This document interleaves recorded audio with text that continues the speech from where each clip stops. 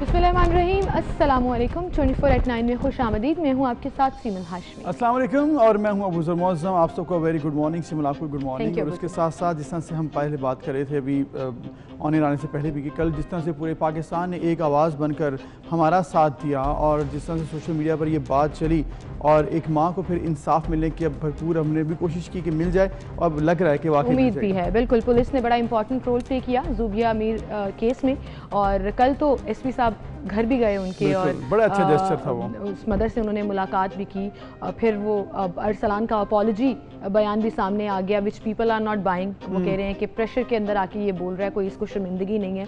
वहीं पर अप्रिशिएट भी कर रहे थे जो लोग कि हमने आवाज़ उठाई और बाकी मीडिया ने भी इसको ऑन बोर्ड लिया। तो आई थिंक यही काम होता है मीडिया का और as a journalist, as an anchor भी मुझे लगता है कि हमारा ये काम है कि अगर कहीं पर हम किसी की मदद कर सकते हैं अपने इस प्लेटफॉर्म के तहत, तो हमारी ये मदद हमेशा उन लोगों के लिए अवेलेबल रहेगी जो समझते हैं कि उनकी सोसाइटी में या तो सुनवाई नहीं हो रही या कोई जुल्म हो रहा है उनके साथ। शुरू से ही मैंने और अबूज़र ने ये डिसाइड किया था, हमारी पूरी टीम ने ये डिसाइड किया था कि हम ये मोटो लेकर आगे चलें। ट्रेंड्स जो हैं वो यूट्यूब के हवाले से थे। खैर आज इस पर भी बात करेंगे और भी बहुत सी सियासी और थोड़ी क्रिएटिव खबरें भी हैं आपके साथ शेयर करेंगे, लेकिन टॉप स्टोरीज शामिल कर लेते हैं।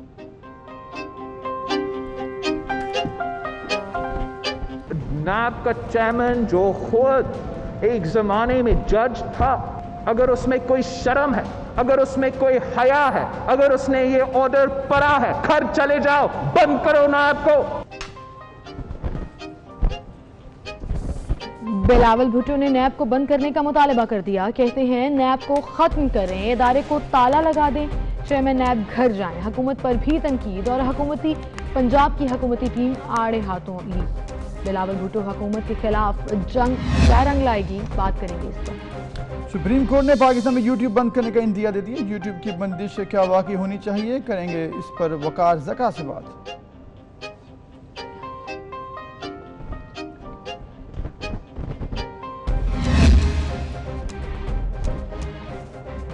टिकटॉक को भी आखिरी वार्निंग। पीटीए नौजवानों के टिकटॉक के महदूद इस्तेमाल का तरीक़ेकार रवुसा कर रहे हैं। टिकटॉकर्स इस पर क्या रद्द अमल देंगे, जानेंगे मशहूर पाकिस्तानी टिकटॉकर हरीम शाह से।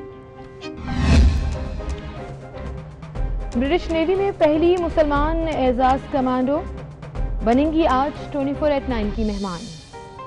टॉप स्टोरीज आपने जानी और बाकायदा आगाज़ करेंगे आज के प्रोग्राम का। और प्रोग्राम का आगाज़ हम करेंगे कल जो चेयरमैन पीपल्स पार्टी बिलावल भुट्टो ने एक प्रेस कॉन्फ्रेंस की और काफ़ी लंबी प्रेस कॉन्फ्रेंस की, जिसमें उन्होंने नैब को, पंजाब हुकूमत की टीम को, गवर्नमेंट को काफ़ी आड़े हाथों लिया और तनकीद का निशाना भी। बिल्कुल, और ये एक्सपेक्टेड भी था क्योंकि सुप्रीम कोर्ट की ऑब्जर्वेशन के बाद कि नैब को किस तरह से इस्तेमाल किया जा रहा है या फिर नैब का रोल कैसा है, पॉलिटिकल विक्टिमाइजेशन की जाती है, ट्रायल ठीक नहीं है, प्रोसिक्यूशन जो है वो ठीक नहीं है और सवालात उठाए गए सुप्रीम कोर्ट की जानिब से भी।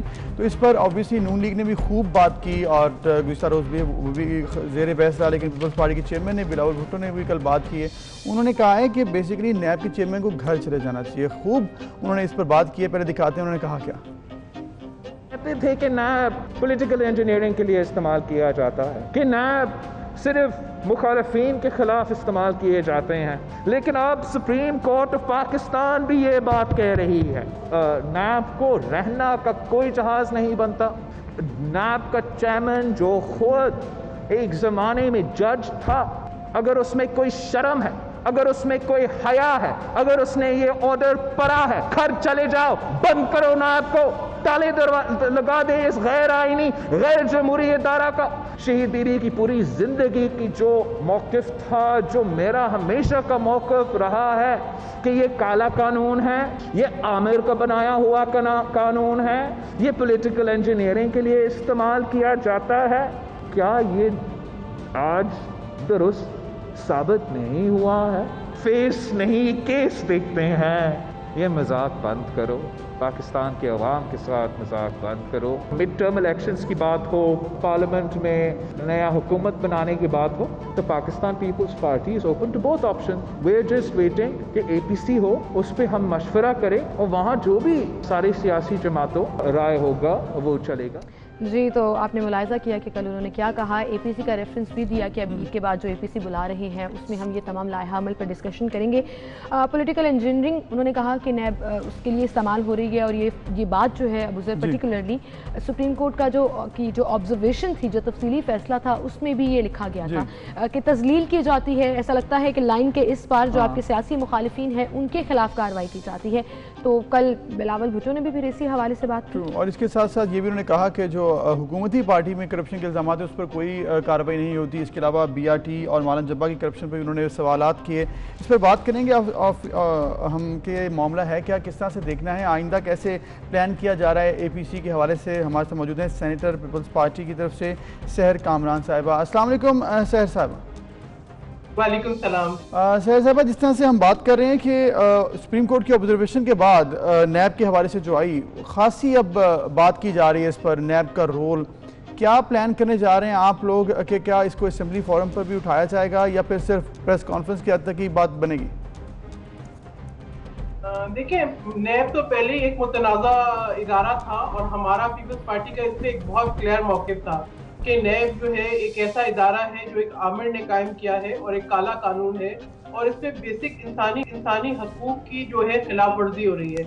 आप ये देखें कि बगैर प्रॉपर तहकीकात के, बगैर शवाहिद के जो है अरेस्ट किया जाता है सियासी रहनुमाओं को, उनको अंडर हरासमेंट, अंडर अरेस्ट रखा जाता है और उनकी कैरेक्टर असैसिनेशन होती है, डिफेमेशन होती है, और 8-8, 10-10 महीने और 1-1 साल रखने के बाद आप भी देखेंगे ना कोई केस बनता है, ना कोई फर्द जुर्म आयद होती है, ना कोई केस साबित होता है। तो ये बेसिकली एक ब्लैकमेलिंग का इदारा है, और जो सुप्रीम कोर्ट की ऑब्जर्वेशंस हैं वो बहुत अहम है। यानी वही बात जो पाकिस्तान पीपल्स पार्टी और दूसरे दीगर सियासी जमातें कहती थी, वही बात जो है अब हम आला अदलिया से भी सुन रहे हैं। उनकी भी यही ऑब्जर्वेशंस है।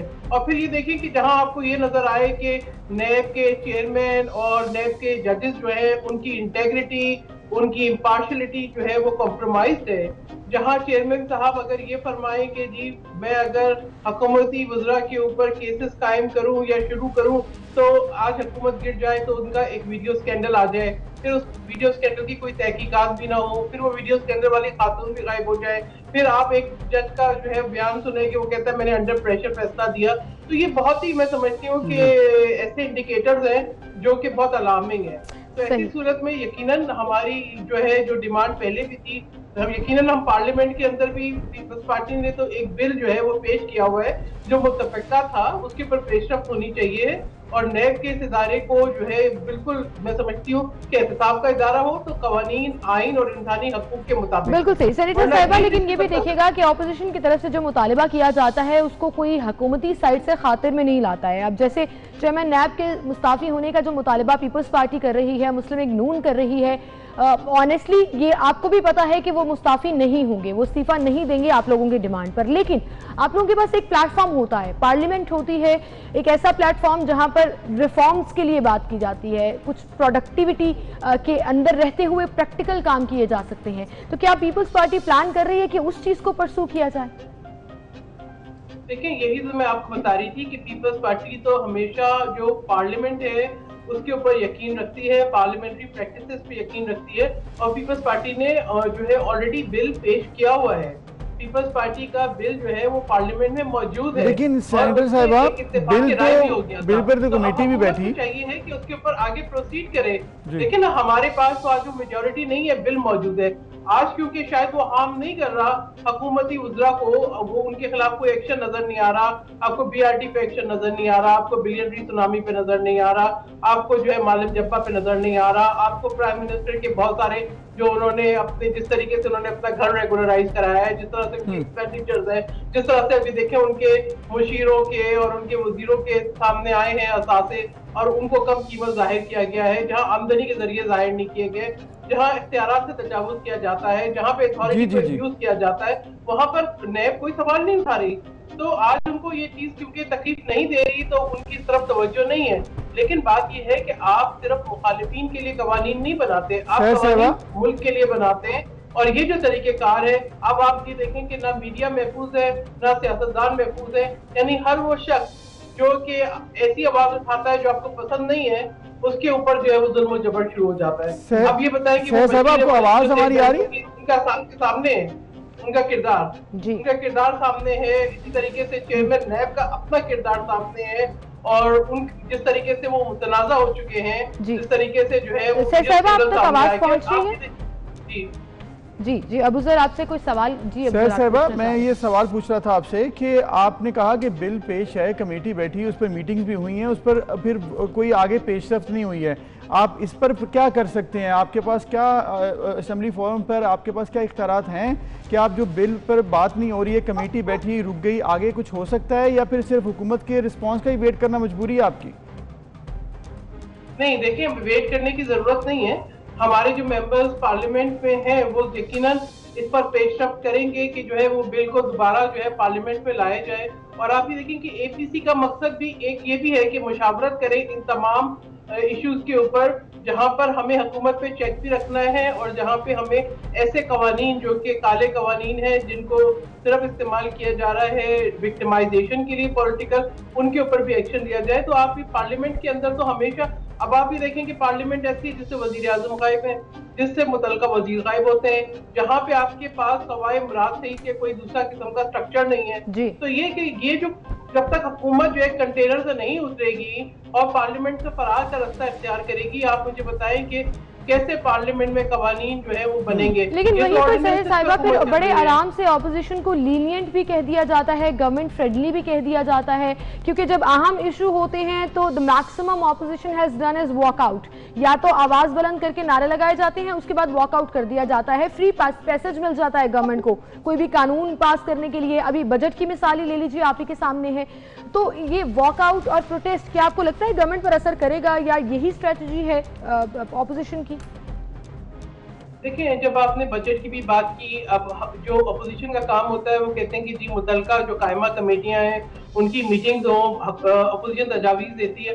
अगर आप अपनी मेजॉरिटी की बुनियाद पे नेशनल असेंबली में ये समझें कि आप जो है अपोजिशन की तमाम कट मोशंस को रिजेक्ट करके बुलडोज करके बिल को अपना जो है वो बजट को या दूसरे कवानीन को पास करा लेंगे, अगर आप ये सोचेंगे कि आप पार्लियामेंट से फरार का रास्ता इख्तियार करते हैं और आप ऑर्डिनेंसेस पे हुकूमत चलाना चाहते हैं, तो अपोजिशन मुझे बताएं कि अपोजिशन क्या कर सकती है? अपोजिशन की तरह कंटेनर पर चढ़ के ये तो नहीं कह रही कि हुंडी से पैसे भेजो, बिल जला दो, सरकारी इमलाक को नुकसान पहुंचाओ।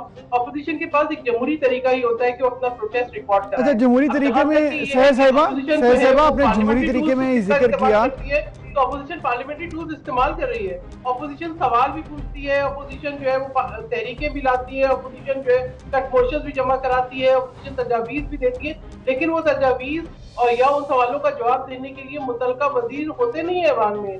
आपको हर सवाल के जवाब में मुराद सही नजर आता है, which is the ugliest face of PTI। सहर साहिबा आपसे ये पूछना था कि आपने कहा ठीक है आपके पास जमहूरी राइट है, आप वहाँ पर जो भी अपोजिशन का किरदार होता है आप उसको जस्टिफाई कर रही हैं, लेकिन आप ये बताइएगा कि एपीसी का जो प्लान बना रहे हैं आप लोग, एपीसी के हवाले से ये बहुत बात की जाती है कि जो अब तक हुआ है एपीसी को लेकर, इतनी बार एपीसी की बातें की गई हैं, मौलाना फजल रहमान की एपीसी हो, आपकी एपीसी हो, मतलब आप जो बुलाते हैं या फिर मीटिंग्स करते हैं, कोई अब तक 2 सालों में इफेक्टिव रोल अदा नहीं कर पाई है अपोजिशन उस तरीके से। आपने ये भी देखा कि मौलाना फजल रहमान ने ये भी कह दिया कि पीपल्स पार्टी और नून लीग दोनों का जो रोल है एज ए अपोजिशन बड़ा वीक है, क्योंकि उन्होंने कहा कि जब साथ देने की बारी आई थी तो दोनों ने अपने अपने मुफादात को देखकर खामोशी इख्तियार कर ली थी या फिर उस तरह से आगे नहीं आए थे। अब आपको क्या लगता है, ट्रस्ट डेफिसिट अभी भी अपोजिशन में मौजूद है या फिर बिल्कुल क्लियर होकर एक प्लेटफॉर्म पर लड़ेंगे आप लोग? पहले तो समझने की जरूरत है कि एपीसी क्या है। एपीसी अपोजिशन जमातों का मशावरती अमल है, और मशावरती अमल का ये मतलब नहीं होता कि आप जो है वो इमरान खान अहमद न्याजी की तरह कंटेनर पर चढ़कर मुल्क की इमलाक को नुकसान पहुंचाए। ये है कि आज इमरान खान अहमद न्याजी इस लिहाज से खुशकिस्मत है कि उनका सामना मेच्योर पॉलिटिकल पार्टीज से है जो किसी भी गैर आईनी इकदाम से इज्तनाब कर रहे हैं। देखिए, एपीसी का मतलब ये है कि हम एक मशावरती अमल है कि आप ये देखें कि आज जिस किस्म के बहरानों से पाकिस्तान गुजर रहा है, आज जिस तरीके से हुकूमत ने मिसमैनेजमेंट करके पाकिस्तान को आजमाइशों में डाल दिया है, आज मुल्क का हर इदारा, चाहे वो मईशत हो, चाहे वो खारजा पॉलिसी हो, चाहे वो गवर्नेंस हो, चाहे वो कोविड का इशू हो, चाहे वो आप कश्मीर का इशू देख लें, चाहे आप जो है वो इंतजामिया देख लें, आप ये देखें सवाई टाइगर फोर्स की इनकी कोई आपको कारकर्दगी नजर नहीं आती। चाहे वो एहसास प्रोग्राम जो उन्होंने बेनजीर इनकम सपोर्ट प्रोग्राम को नाम बदल के किया, तो अजीब मजायका खेज चीजें हैं। कभी वो लंगर की बात, कभी चैरिटी की बात, कभी चंदे की बात। आपका हायर एजुकेशन सिस्टम जो है पूरा तबाह हो गया, आपकी पीआईए तबाह हो गई है, आपके असासे बिक रहे हैं। ऐसे लोग जिनके पास पाकिस्तान की नेशनलिटी नहीं है, जो पाकिस्तान की टूरिस्ट डेस्टिनेशन को नहीं जानते, वो पाकिस्तान की टूरिज्म के असासे बेच रहे हैं। पीआईए को जितना नुकसान पहुंचा, आप बताएं कि क्या वो सिर्फ एक वजीर की बरतरफी से उसका मदावा हो जाएगा? नहीं, उसका तो आप रिकवरी करनी पड़ेगी। आप पूरे दुनिया के अंदर पाकिस्तान को डिस्क्रेडिट किया, तो जाहिर बात है आपका पॉइंट आ गया। जमातों का साथ मिलकर एक आगे का लाहे अमल तय करना बड़ा जरूरी है। हाँ, हम इस बात से इख्तलाफ कर रहे थे कि ऐसा कोई कदम ना उठाएं जिससे गैर आईनी कुव्वतें फायदा उठाएं और जो आज तक हमने ठीक है सेनेटर साहिबा ये कहिएगा कि जो एपीसी का एजेंडा है उसके बाद कुछ उस हवाले से बताइएगा कि वो एजेंडा क्या तय किया जाएगा, या किस तरीके से ये जो तमाम मामला ऑपोजिशन समझती है कि गवर्नमेंट एंड पर गलत हैं, किस तरह से ऑपोजिशन फिर अपना स्टांस जो है वो प्रेजेंट करेगी? देखिए, ऑपोजिशन यकीनन अपनी स्ट्रेंथ को देखेगी। ऑपोजिशन वो तमाम हालात जो आज पाकिस्तान को दरपेश हैं, जो चैलेंजेस दरपेश हैं, जिस तरह से आप भी देखें कि रुपए की कदर दिन ब दिन गिर रही है, हम अफगानिस्तान के मुकाबले में भी हमारे रुपए की कदर जो है वो आधी हो गई है। तो इन तमाम हालात को देखते हुए जाहिर बात है ऑपोजिशन ये देखेगी कि क्या इस हुकूमत को वक्त पूरा करने दिया जाए सिर्फ इसलिए कि ये हुकूमत जो है हम पर मुसल्लत कर दी गई है और इसको जो है खास जो है वो जादुई जो है वो सपोर्ट हासिल है, या फिर हम अब आगे बढ़ के अपना किरदार अदा करें। तो एक तरीकेकार होता है कि अगर हम ये देखें कि ऑपोजिशन उतना स्ट्रेंथ जो इनके नाराज मेंबर्स हैं, जो इनके आप देखें इत्तेहादी भी अभी से नाला है, तो अगर इतनी स्ट्रेंथ गेन कर लेती है कि पार्लियामेंट के अंदर जो है वो कोई ऐसा तहरीक या मोशन ला सकती है, उसको देखा जाए। या दूसरा तो आप ये देखें कि वाहिद हल है कि नए इलेक्शन, तो नए इलेक्शंस किस तरीके से होंगे, या फिर ये कि आगे की पेशरफ्त कैसे होगी। बिल्कुल सही सेनेटर साहिबा, तहरीक चलाई जाए। ये अवामी तहरीक सिर्फ कोविड की वजह से डिले हुई है, वरना ये आज तक इस तरीके से बैठ के पाकिस्तान के बिल्कुल कोविड की वजह से ये तहरीक थोड़ी डाउन हुई थी, लेकिन अब जो है वो दोबारा से एपीसी के बाद इसको जारी रखेंगे। सेनेटर साहिबा बहुत शुक्रिया, आप हमारे साथ मौजूद थी, आपका पॉइंट ऑफ कर दिया। बिल्कुल, साथ साथ उन्होंने ये भी कह दिया कि अभी मुशावरती इजलास होने, एपीसी का मतलब से मुशावरती इजलास होता है, लेकिन जो मुझे याद था ना एपीसी के हवाले से काफी ज्यादा वो इफेक्टिव होती है। अब देखते हैं प्रैक्टिकल स्टेप स्टार्ट होते हैं, तो देखते हैं इसकी इफेक्टिवनेस कितनी है, ये तो फिर वक्त बताएगा। एनीवेज एक ब्रेक लेते हैं, फिर मिलेंगे।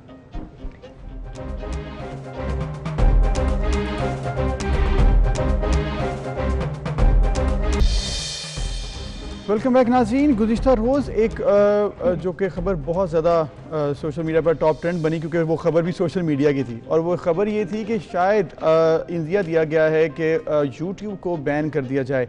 ये सुप्रीम कोर्ट की तरफ से ऑब्जर्वेशन थी, ऑब्वियसली अभी फैसला नहीं हुआ, लेकिन इस पर जब इंदिया दे दिया जाए दैट मीन्स कि बड़े फॉरम से अगर बात की जा रही तो कोई ना कोई मसला तो हो सकता है। बिल्कुल। अब सर जब मैंने ये ऑब्जर्वेशन देखी और जब ये इंदिया मेरे सामने आया तो मुझे एक शख्स की वीडियो याद आ गई जो काफ़ी अरसे से इस चीज़ पर पॉइंट्स दे रहे हैं, इस चीज़ पर पेशगोई कर रहे हैं। उनके मुख्तलिफ यूट्यूब वीडियोज़ में ही इसके हिंट्स भी मौजूद हैं, और वो बड़ा पाकिस्तानी आवाम को जगाने की कोशिश कर रहे थे। लेकिन जब फिर कल observation I and he made another video and he said कि देखा, मैंने कहा था ना कि पबजी बैन हो गई और अब यूट्यूब की बारी है, और लो एक इंदिया सामने आ गया। और वो हैं जी वकार ज़का, इन्फ्लुएंसर हैं, होस्ट हैं, एंकर रहे हैं, यूट्यूबर हैं, और एक बड़ी स्ट्रॉन्ग आवाज़ है जो हमेशा किसी भी इशू पर रेस करते हैं। वो हमारे साथ मौजूद हैं, उन्हें हम प्रोग्राम में शामिल करेंगे। अस्सलाम वालेकुम वकार ज़का।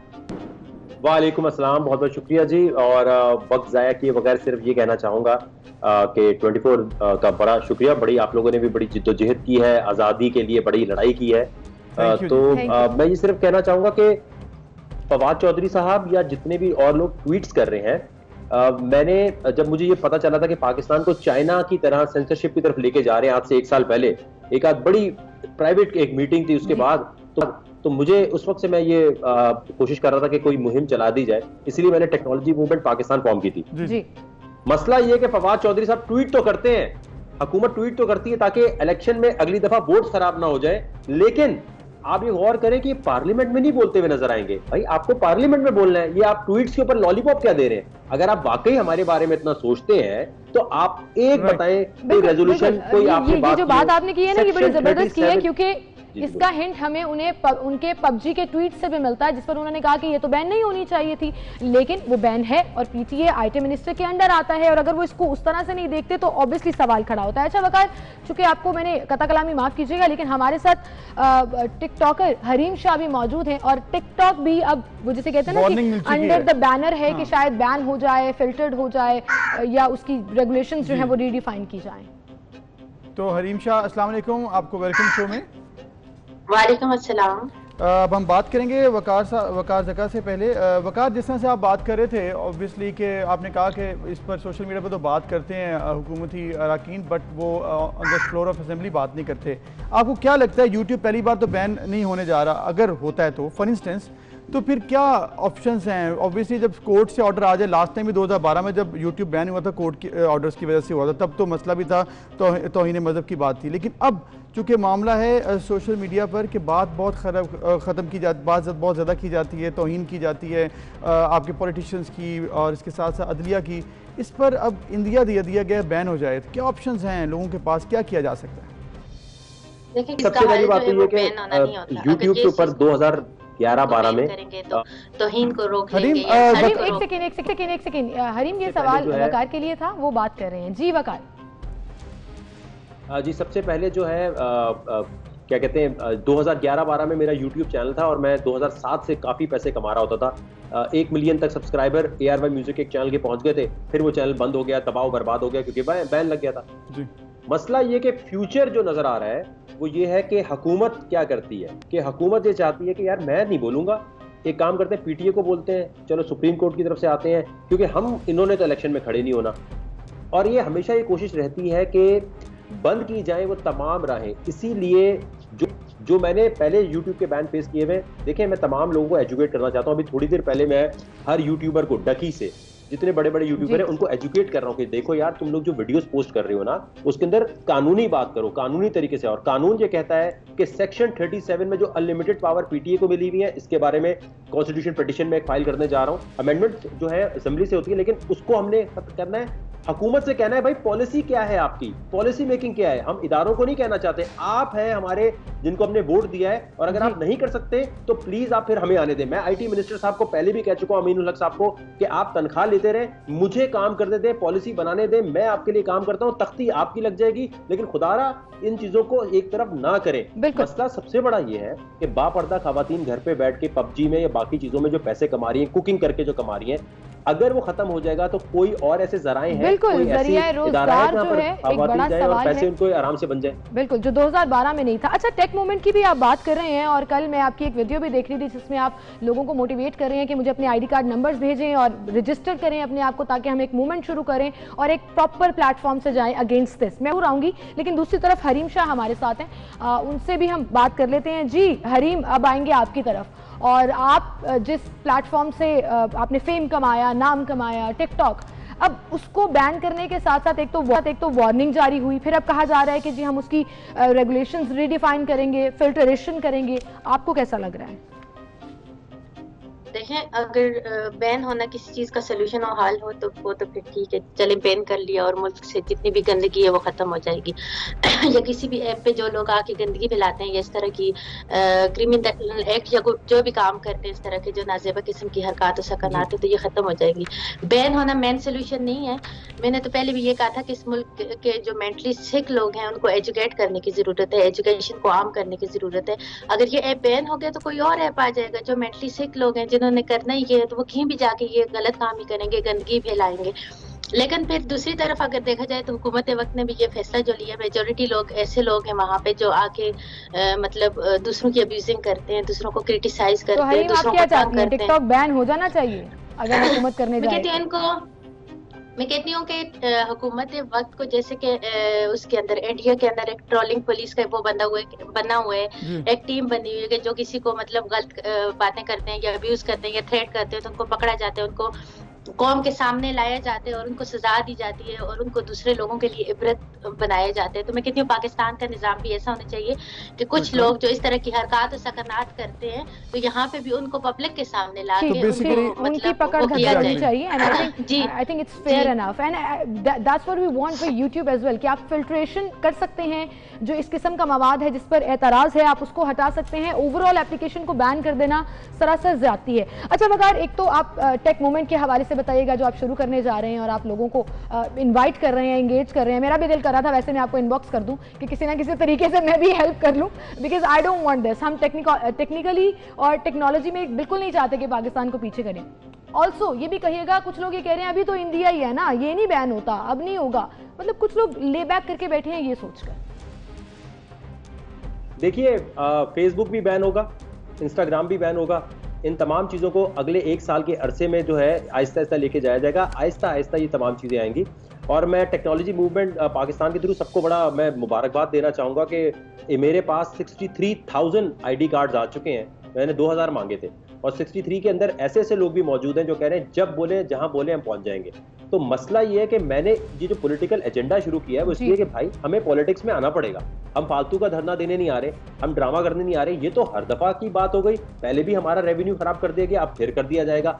मसला सबसे बड़ा ये है कि ये लॉलीपॉप क्यों दी जाती है। हमें किसी भी पॉलिटिशियन का ट्वीट जब चाहिए जब वो असेंबली में भी बात करके आए। ये क्या तरीकेकार लगाया हुआ भाई, ट्वीट करके लॉलीपॉप दे देते हैं आप। लेकिन वकार टेक्नोलॉजी पाकिस्तान के थ्रू चाहता हूं कि पाकिस्तान में लोकल होस्टिंग को प्रमोट किया जाए। सारे लोगों को बोले भाई हमारे थ्रू वेबसाइट चलाएं। डेटा प्रोटेक्शन के कानून मौजूद नहीं है। अगर आपका डेटा चोरी हो जाए तो हम उस पर कोई कानून नहीं कर सकते, वो बिल ऐसे ही घूम रहा है। इंडिया के थ्रू राउट होकर वेबसाइट आ रही है, वो कानूनन हमारा डेटा चेक कर सकता है। ये कौन सी सलामती की बात कर रहे हैं, क्या चेक कर रहे हैं आप? पीटीसीएल के पास इतनी बैंडविड्थ इतना सब कुछ पड़ा है, वो क्यों नहीं यहाँ पर लोकल होस्टिंग को प्रमोट करता? अभी आप मुझे बताएं बजट में इमरान खान साहब ने या पीटीआई ने कोई एक चीज दी है आईटी के लिए, एक्सपोर्ट के लिए? कोई मुझे बता दें, या तो मेरी नजर से मिस हो गई है। कोई उन्होंने ऐसी बात बोली कि हम सब्सिडी देते हैं कि क्लाउड की यहाँ पर आपको फ्री हम स्पेस देते हैं, सारी दुनिया के यहाँ से होस्टिंग करे? कोई एक बात ऐसी बोली है? कंस्ट्रक्शन इंडस्ट्री की बात की है, भाई पैसे होंगे तो बंदा कंस्ट्रक्शन में लगाएगा ना।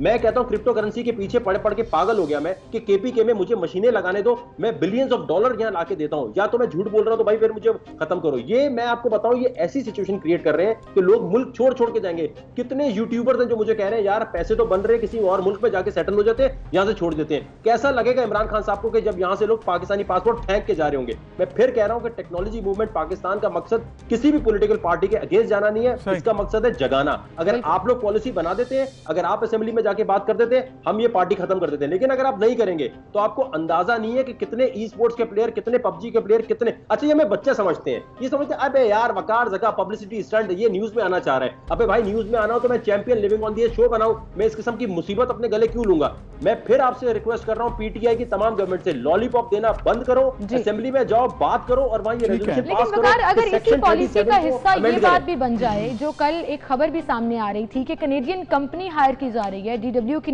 खबर थी कि कनेडियन कंपनी हायर की जा रही है फिल्ट्रेशन लगाने के लिए, सोशल मीडिया कंट्रोल करने के लिए, वो चाहे पर्सनल अकाउंट्स हो, वो चाहे ब्लॉगिंग अकाउंट्स हो, वो चाहे आपके चैनल्स हो, तो वो एक्सेप्टेबल होगा? देखिए सबसे बड़ी बात यह है कि ये है बहुत बड़ी लॉलीपॉप, जो बड़ा फिनोमेना है उसको समझ लें, वो है चाइना बनाना। ये जो सेंसरशिप की थॉट प्रोसेस है ना, ये देखिए ये जो सेंसरशिप है ना, ये देखिए हर, अब आप एक बात बताएं, कोई बंदा लड़की को रोड पे जाते छेड़ता है तो क्या आप लड़कियां बैन कर देंगे?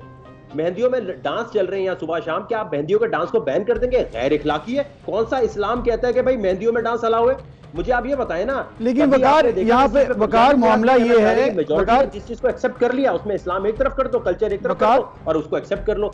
लड़कियां बैन तो नहीं करेंगे ना आप। मसला ये है यहाँ पर कि ये जो मेन थॉट प्रोसेस है ना कि सेंसर करो, किसी के बारे में बोलने नहीं दिया जाएगा। ये आज जो मेरे बारे में लोग हंस रहे हैं कि वकार ज़का ड्रामा कर रहा है, पॉलिटिक्स में आके ऐसी पब्लिसिटी स्टंट कर रहा है, ये सब रोएंगे जब कल इंस्टाग्राम बंद होगा, जब फेसबुक बंद होगा। ये आपको आहिस्ता आहिस्ता आवाम को चेक कर रहे हैं कि देखो कितना रिएक्शन आता है, देखो कितना रिएक्शन आता है, चलो दूसरे डिपार्टमेंट से बैन करवा देते हैं। मैं अभी तमाम लोगों से कह रहा हूं, ये कैनेडियन कंपनी लाया है, फेसबुक ने तो मना कर दिया है। आपको मैं एक और बड़ी खूबसूरत बात बताऊं, बाइट डेटा के नाम से कंपनी है, पीटीए कह रहा है, अब आप ये झूठ समझे, पीटीए कह रहा है कि बाइट डेटा को, यानी बाइट डांस को, सॉरी कि टिकटॉक की कंपनी को हमने वार्निंग दी है। यार टिकटॉक वाले आपकी वार्निंग सुनेंगे? आपने किसको वार्निंग दी है? क्लियर करें ना अपने लेटर में। आपने पाकिस्तानी कंटेंट मेकर्स को वार्निंग दी है या बाइट डेटा डांस को की है? बाइट डांस को तो आपने वार्निंग दी नहीं है, मैंने कंफर्म कर लिया है। आप मुझे प्रूव कर दें कि आपने उनको दिया और वो डर गए। नहीं पाकिस्तान प्लीज हमें बैन मत करो। ठीक है वकार, चले ये हम एक टिकटॉकर से भी जान लेते हैं कि क्या उनको वार्निंग मिली है या नहीं। मिशा भी हमारे साथ मौजूद है। हरीम, अभी जैसे वकार कह रहे थे और टिकटॉक के हवाले से बात कर रहे थे, वो कह रहे हैं टिकटॉक कंपनी को नोटिफिकेशन या कोई नोटिस जारी नहीं हुआ, पीटीआई बस कह रहे जी हमने नोटिस दे दिया। तो हो सकता है किसी इन्फ्लुएंसर को दिया हो जो टिकटॉक पर है। आपको कोई ऐसा नोटिस मिला है कि आपने इस किस्म की वीडियोस नहीं बनानी, कुछ लिमिटेशंस हैं, कुछ फिल्ट्रेशन है जिसको फॉलो करना है? नहीं, बिल्कुल भी नहीं। ऐसे कोई रूल्स रेगुलेशन हमें नहीं बताए गए कि आपने टिकटॉक पे इस तरह की वीडियोस बनानी है, इस तरह का कंटेंट सामने लेके आना है या इस तरह का नहीं लेके आना है। इस बारे में कभी बात ही नहीं। इस तरह के रूल रेगुलेशन कभी मतलब किसी को भी नहीं दिए गए कि इस तरह इन रूल्स में एजुकेट करने की बात की जा रही है कि हम एजुकेट करेंगे टिकटॉकर्स को, उनको प्रॉपर इन्फ्लुएंसर बनाएंगे। अभी तक तो किसी ने एजुकेट नहीं किया, अभी तक तो किसी ने ऐसी इन्फॉर्मेशन शेयर नहीं की कि जो मैं आपको बता सकूं। कोई भी टिकटॉक यूजर है, किसी भी यूजर को इस तरह की कोई बात नहीं। ये मामला भी इंतहाई इंपॉर्टेंट है। ये बताइएगा वकार, मामला जिस तरह हरीम ने कहा उन्हें कोई एजुकेट नहीं किया गया। कल जब सुप्रीम कोर्ट में जब ये हो रही थी ऑब्जर्वेशन, उससे पहले जब बात की गई, दलाइल दिए गए, तो पीटी की तरफ से ये कहा गया है कि हम लोग कंप्लेंट कर सकते हैं यूट्यूब को, इंडिविजुअल मवाद हम हटा नहीं सकते हैं। अब आप बताएं कि क्या हल है फिर पीटी के पास, पाकिस्तान गवर्नमेंट के पास, क्योंकि यूट्यूब का यहाँ पर कोई सेंटर तो है नहीं, कोई ऑफिस है नहीं, हम लोग नहीं अगर बंद करवा सकेंगे। अगर कोई गैर अखलाकी मवाद वहाँ पर अपलोड होता है, कोई तज़ीक आमेज़ मवाद अपलोड होता है, कोई गलत बात अपलोड होती है, उसके लिए क्या किया जाए? क्योंकि इंडिविजुअल मवाद गवर्नमेंट के पास कंट्रोल नहीं है हटाने के लिए। देखिए पीटीए की अगर जब भी किसी को प्रूफ चाहिए होगा, जो बातें मैं कर रहा हूँ वो यहाँ पे प्रूफ के साथ आपको जब कहें तो स्क्रीन शेयर करके भी दिखा दूंगा। पीटीए ने बड़ी खूबसूरत बात बोली। ये जो केस जब शुरू हुआ था ना, तब से मैं वीडियो डाल रहा हूँ कि ये केस जो है ये जानबूझ के पुटअप किया गया है कि सिपा सहाबा ने कोई शिया के बारे में बोल दिया, उसके बारे में कमेंट चल रहे हैं, सारा एक पूरा पुटअप किया गया ताकि YouTube को बैन किया जाए। तब सब हंस रहे थे, बड़ा मुझे आज मजा आ रहा है, बड़ा मजा आ रहा है कि जब ये अभी बैन की तरफ जा रहे हैं ना, अब लोग कह रहे हैं अच्छा जी उस वक्त सही कह रहे थे। पीटीए ने मुझे एक ईमेल की थोड़ी देर से पहले, आप गौर कीजिएगा। वकार ज़का यूट्यूब चैनल पे नाजेबा कंटेंट है, इसको डिलीट करें वरना हम आपका यूट्यूब चैनल ब्लॉक कर देंगे। इस्लामिक वे ऑफ लिविंग के अगेंस्ट आपका कंटेंट, ठीक है। मैंने कहा जी आप मुझे लिस्ट भेजिए मेरे पे कौन सा कंटेंट है। अच्छा, उन्होंने जो लिस्ट भेजी वो मैं शेयर भी कर सकता हूं। उस लिस्ट में सारी वीडियोस मेरे चैनल की थी नहीं, वो थे मीम्स। जिन्होंने मेरी वीडियो डाउनलोड की, उसको एडिट किया, उसको कुछ और नाजेबा कंटेंट बनाया, यार अल्लामा ज़मीर नकवी के साथ जोड़कर ये तो होगा, कोई भी मीम बना दिया। ये तो फिर हाल है हमारे ये जो मीम्स हैं ये आप डिलीट करें। भाई वो मीम्स मैं डिलीट कर सकता हूं? आप बताएं टेक्निकली अगर आपकी वीडियो में रिकॉर्ड करके अपने चैनल पे डालूं तो आप क्या डिलीट करवा सकती हैं? वो नहीं करवा सकती। पीटीए को यही नहीं पता। तो इसका मतलब फिर आपने वो मीम भेज देनी थी और मुझे ये भी खबर मीम भेज देनी थी कि ये तो होगा। जी क्या आवाज कट गई आपकी? मैंने कहा आपने पीटीए को आगे से मीम रिप्लाई कर देनी थी कि ये तो होगा। ये तो इसलिए होगा। और मुझे अभी तक ये खबरें भी वहां से जो फैंस बैठे बता रहे हैं कि जी प्लानिंग ये हो रही है कि एफआईए साइबर क्राइम के थ्रू कह रहे वकार ज़का को सॉर्ट आउट करो। सिर्फ यही तो बोल रहे हैं, बाकी पूरा मीडिया तो हमारे साथ है। पबजी को खूनी गेम फैलता है, यूट्यूब को बंद करता है। ये कह रहे हैं जी शाहिद मसूद साहब को एक दफा जैसे हथकड़ी लगा के घुमाया गया है, ये वकार ज़का को भी एक दफा घुमाओ, वीडियो बनाओ, एक दफा जेल जाएगा। जहां पर आपके ओपोनेंट हैं वहां पे आपके फैंस भी बहुत ज्यादा हैं। आपको बहुत हैवी आना पड़ेगा। बिल्कुल, आपके सपोर्टर्स भी बहुत ज्यादा हैं। और ये वकार ज़का ना मेरी बीवी है ना बच्चा है, तो मुझे कोई डर वर नहीं है ये इज्जत आने जाने का। ये हमें बहुत सालों से पता है कि आपको किसी चीज का डर नहीं है। अच्छा वकार, मैं आपकी तरफ आऊंगी। हरीम, क्विकली, टिकटॉक अगर बैन हो जाती है या फिल्टर्ड हो जाती है तो आपको पर्सनली कोई प्रॉब्लम होगा? तो कोई एतराज लग नहीं रहा। पर्सनली कोई प्रॉब्लम वाली बात तो नहीं, किसी भी चीज को इतना वो एक्सट्रीम उस पर नहीं रहती कि एक चीज चली गई तो डिप्रेशन का शिकार या ऐसा कुछ भी नहीं। एक है तो एंटरटेनमेंट का एक ऐप है, बस एंटरटेन करो जब तक है। तो ये सारे मतलब किसी भी चीज को मैं उस तरह से नहीं लेती कि उसके जाने के बाद मेरी पर्सनल लाइफ में मतलब कोई भी अफेक्टिव हो या इस तरह की कोई भी नुकसान। यानी कि आप तो बिल्कुल रिलैक्स है ना, आपको लगता है टिकटॉक जाएगा, कोई और ऐप आएगी, कोई और जाएगी, फिर आएगी। वकार, अगर एज अ यूट्यूबर, क्योंकि मैंने आपका पूरा जर्नी फॉलो भी किया है, आप बैक इन 2014-13 आप मेरे शो में आए थे और आपने उस वक्त भी लोगों को एजुकेट किया था कि YouTube पर पैसे कमाओ, और आप वो वाहिद हैं जो सेल्फिश होकर नहीं सोचते कि मैं कमा रहा हूं तो ठीक है। आप लोगों को कहते हैं कि भाई आओ, मैं हेल्प करने को तैयार हूं। अगर YouTube बैन हो जाता है, ये एज वकार ज़का आपके ऊपर क्या इफेक्ट करेगा? देखिए हम लोग तो उस एज के हिस्से में आ चुके हैं कि हमने प्रॉपर्टीज बनाई, बहुत सारे पैसे ARY के थ्रू जो इतना पैसा कमाया वो कर लिया। जो नए लोग आएंगे ना उनके लिए बड़ा मसला है हमारी रेंटल इनकम, और मैं कोई इतनी उसमें नहीं जाता। देखिए ये समझने की जरूरत है, टिकटॉक के बैन होने से ना किसी के ऊपर कोई ऐसा असर नहीं पड़ेगा, क्योंकि टिकटॉक से रेवेन्यू नहीं आता, टिकटॉक पैसे पे नहीं करती। हाँ, टिकटॉक पे जो मशहूर होते हैं लोग उनकी वजह से ब्रांडिंग मिलती है। यूट्यूब पैसे देता है, यूट्यूब के बंद होने से ऑब्वियसली सिर्फ अगर आपको इंडिविजुअली फर्क नहीं पड़ेगा, बहुत से लोग हैं जो इससे फायदा उठा रहे हैं, उन्हें ये फर्क पड़ सकता है, इसलिए ये एक ऑन द लार्जर स्केल देखना होगा। बहुत शुक्रिया वकार आपका और हरीम आपका शुक्रिया। वक्त हमारे पास कम है लेकिन खासी बात हो गई इस पर कि ऑब्वियसली लोगों को अगर ये यूट्यूब या इस तरह के सोशल मीडिया प्लेटफॉर्म्स बैन होते हैं तो उससे इतना ज़्यादा नहीं होता, नुकसान ज़्यादा हो सकता है, तो रोकने के लिए रेगुलेशन जरूरी है। आप बहुत से स्टूडेंट्स को नाराज कर देंगे अगर आपने यूट्यूब बैन कर दिया। एनीवेज जी, एक ब्रेक लेते हैं, हेडलाइंस जानिएगा, फिर हाजिर होंगे। इससे आपको खुशामदीद कहेंगे और आप परेशान हो रहे होंगे कि मैं और अबूजर एकदम से खड़े क्यों हैं। अबूजर, मेरा आपसे एक बड़ा सवाल है, जिंदगी में कभी किसी ने आपको चैलेंज किया? चैलेंज कभी कभार किए गए हैं, फ्रेंड्स वगैरह करते हैं ऐसे, लेकिन कभी पूरे होते हैं कभी नहीं भी पूरे होते हैं, डिपेंड करते हैं। लेकिन कुछ चैलेंजेस ऐसे होते हैं जो लोग इतने कॉन्फिडेंट होते हैं अपने ऊपर, अपनी चीज़ों के ऊपर, कि वो कहीं पर भी उसको प्रूव करने के लिए रेडी होते हैं, और ऑन स्क्रीन अगर आके प्रूव करना हो तो वो वाकई बड़ा मुश्किल काम है वैसे। तो ऐसा ही एक चैलेंज आज हमारे पास सेट पर मौजूद है जो हमारे लिए लेकर आई हैं लैला। अस्सलाम वालेकुम लैला, आप सेट पर आइए और आप बैठिए, तो जरा आपको चैलेंज भी बताते हैं और देखते हैं जी चैलेंज। मेरा नाम लैला है, मैं यहाँ पे एरियल की तरफ से आपके लिए एक धुलाई चैलेंज लेकर आई हूँ, ठीक है। अच्छा। आज मैं सबसे पहले आपको बताती चलूं कि मार्केट में नया एरियल आ गया है जिसमें है ज्यादा हरे ज़रात, जो देता है ज्यादा झाग, महकती खुशबू और सख्त से सख्त दाग निकालता है, जैसा कि कफ और कॉलर जैसे जिद्दी दाग भी निकालता है सिर्फ एक धुलाई में। अच्छा, सिर्फ एक धुलाई में? सिर्फ एक धुलाई में, वो भी बिना किसी रगड़े के। अच्छा जी बिल्कुल। तो एरियल का दावा करके दिखाएंगे? जी बिल्कुल, हम प्रूव करके दिखाएंगे, क्योंकि एरियल का दावा है अब नहीं लगेगा रगड़ा, क्योंकि नया एरियल है तगड़ा। अच्छा ठीक है, तो तगड़ापन जरा फिर दिखाएं हमें एरियल का। आज हम लाइव डेमो करेंगे। आप देखिएगा कि ये बहरास्त चूंकि प्रोग्राम चल रहा है तो इसमें कोई एडिटिंग नहीं है, ये डायरेक्ट ही होने वाला है जो भी लैला। तो चलें, बड़ा चैलेंज है वैसे। हम लाइव डेमो करेंगे न्यू एरियल मार्केट के लीडिंग डिटर्जेंट के साथ, ठीक है, और देखेंगे क्या एरियल एक धुलाई चैलेंज से ये साबित कर सकता है कि वो वाहिद वॉशिंग पाउडर है जो हमारी रोजमर्रा की जिंदगी में लगने वाले सख्त दाग निकालता है सिर्फ एक धुलाई में। ठीक है, तो अब हम डेमो स्टार्ट करेंगे। ठीक है, आप देख सकती हैं मेरे पास ये पोर्टेबल वॉशिंग मशीन है और ये दो कपड़े के टुकड़े हैं जिन पे क्यूट है ना, ये मजे किया है। चलें, जिन पे पहले से ही टुकड़े मौजूद हैं और आप देखिए इन पे पहले से ही सख्त और जिद्दी दाग मौजूद है, आप इनको खुरच के भी देख सकती हैं। ये क्या है वैसे, लेकिन ये काफी सख्त है। जी बिल्कुल, ये हमारी रूटीन में लगने वाले सख्त दाग है। ठीक है, अभी मैं इनके ऊपर मजीद और दाग लगाऊंगी। ठीक है, सबसे पहले मैं इसके ऊपर लगाऊंगी इंक का दाग। ठीक है, मेरे पास इंक है, इसका दाग लगाऊंगी मैं। ठीक है, आपको पता है अक्सर बच्चे स्कूल या ट्यूशन में लिखते लिखाते अपने कपड़ों पे, यूनिफॉर्म पे इंक गिरा लेते हैं। ठीक है लैला, आप थोड़ा सा इधर रहें ताकि आपका कैमरा ठीक है। इतनी जी बिल्कुल, ये चैलेंज जो है ना वो मुश्किल से मुश्किल तर होता जा रहा है और देखते हैं कि एक तरफ यहाँ मार्केट का महंगा डिटर्जेंट पाउडर है और एक तरफ हमारे पास होगा एरियल। Let's see. चलें जी, देख सकती हैं आप, मैंने इनका दाग इसके ऊपर लगा दिया है। इसके अलावा हमें रोजमर्रा की जिंदगी में और भी बहुत से सख्त दागों का सामना करना पड़ता है, जैसा कि चाय, सालन और चटनी वगैरह। सालन तो मैं बहुत गिराती हूँ। जी बिल्कुल, तो दाग भी मौजूद हैं, तो सालन से स्टार्ट करें फिर। डन, चलें ठीक है।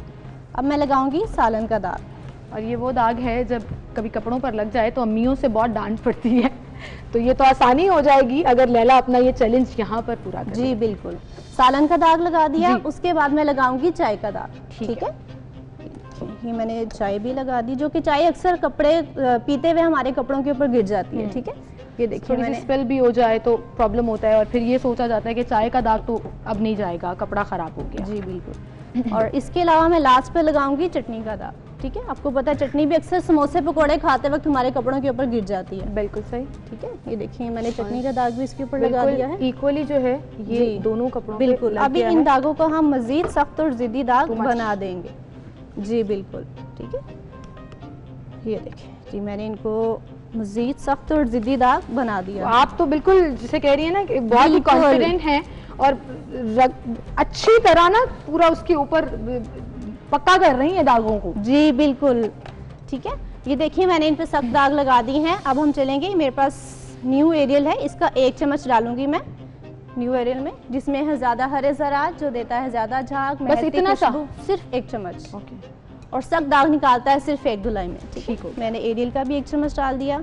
और ये साथ ही मैं डालूंगी। मेरे हाथ पे इंक लग गई है, मैं जरा टिश्यू लेकर आती हूँ, ऐसा ना हो कि मैं यहीं पर लैला से कहूँ कि इस लाइव डेमो के बाद जो है वो मेरी शर्ट भी साफ कर दें।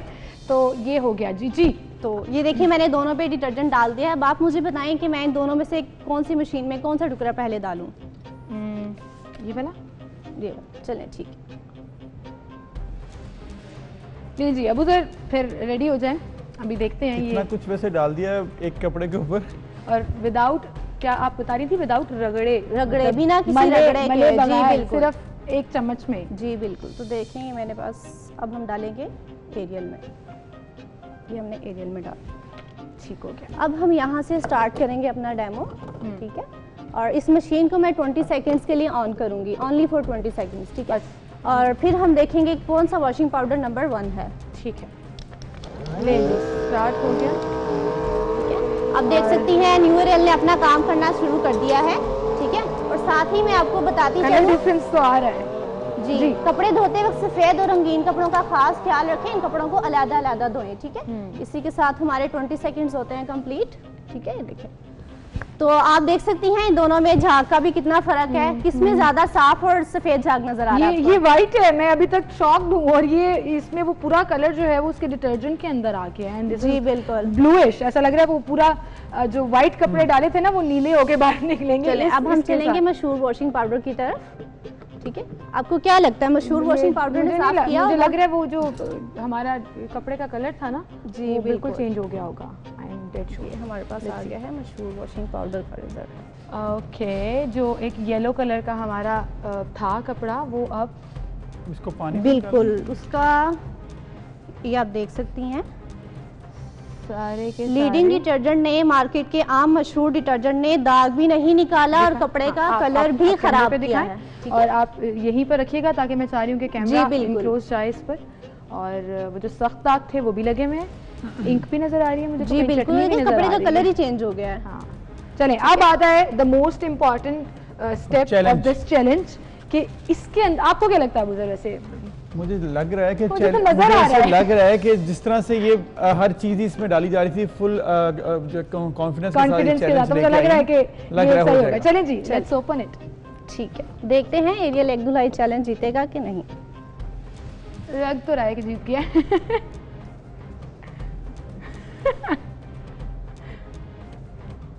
अच्छा जी, इंक तो बिल्कुल क्लियर हो गई है, वो मुझे यहीं से नजर आ रहा है। एंड वो जो ओरिजिनल कलर था कपड़े का, दैट इज इंटैक्ट। जी, ये हमारे पास एरियल से धुला हुआ कपड़ा भी आ गया है।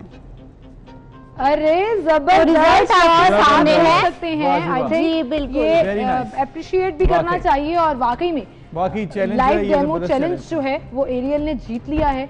एंड लैला, आपने इसको ब्यूटीफुली डेमोन्स्ट्रेट किया, क्योंकि ये कलर भी वही है और साथ उसके ऊपर जी बिल्कुल, इसने दाग भी निकाल दिया और कपड़े का कलर भी चेंज नहीं किया। और एरियल ने साबित किया है कि वो वाहिद वॉशिंग पाउडर है जो एक धुलाई चैलेंज से साबित करता है कि वो सख्त से सख्त और जिद्दी दाग निकालता है, सिर्फ एक धुलाई में, बिना किसी रगड़े के। जबरदस्त, नहीं लगेगा रगड़ा, क्योंकि नया एरियल है तगड़ा। चलें जी, ये तालियां कर देते हैं। इसी के साथ आज से ही एरियल का इंतखाब करूंगी, और आप सबको भी मेरा मशवरा है कि आप भी अपनी लॉन्ड्री के लिए एरियल का ही इंतखाब करें। ऐसे लाइव डेमोज के बाद तो मेरे ख्याल से बनता भी है कि आप जो है वो अपने कपड़ों को महफूज रखें, दागों से बचा कर रखें, और एरियल का इस्तेमाल करें। तो मेरी तो टू डू लिस्ट में ना आगे आई है। मेरी में तो लग रहा है कि ऑलरेडी था, लेकिन मैं कंफर्म करूंगा घर पे जाकर। जी बिल्कुल, आपके सामने और अगर ना हुआ तो ये मेक श्योर करेंगे यही हो। बिल्कुल जी, thank you so much Laila.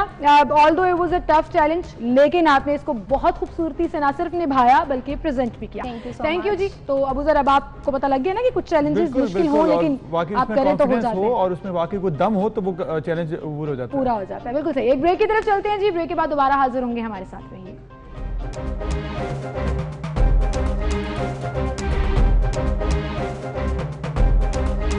मिलती हैं ताकि वो अपने काम को मजीद निखार सकते हैं। तो इसमें तो कोई कमी नहीं है, पाकिस्तान में बहुत टैलेंट है। बिल्कुल, पाकिस्तान में बहुत टैलेंट है, और पाकिस्तानी जो हैं वो अपने टैलेंट का मुजाहरा करने में लैक ऑफ अपॉर्चुनिटीज़ या प्लेटफॉर्म ना होने की वजह से पीछे नहीं रहते, अपनी मेहनत, अपनी स्ट्रगल खुद करते हैं। और एक ऐसा ही नाम हमारे यहाँ इस वक्त स्टूडियो में हमारे साथ मौजूद है, जिन्होंने इतनी मेहनत की, अपनी क्रिएटिविटी को इतना निखारा कि विदाउट एनी सपोर्ट अपनी मेहनत के बलबूते पर, अपनी स्ट्रगल और डिटर्मिनेशन के बलबूते पर Guinness book of world record में नाम बनाया। Guinness book of world record में जो उन्होंने रिकॉर्ड तोड़ा, सबसे ज़्यादा मुझे अच्छा भी लगा और आई एम श्योर आपको भी बहुत अच्छा लगेगा कि उन्होंने जिसका रिकॉर्ड तोड़ा उसका ताल्लुक इंडिया से था। हम वैसे ही बड़े जज्बाती हो जाते हैं ना कि इंडियंस के साथ जब कंपटीशन करते हैं। हमारे साथ इस वक्त स्टूडियो में एहसन कयूम मौजूद हैं। एहसन कयूम, अस्सलाम वालेकुम, वेलकम, आप आए यहाँ पर।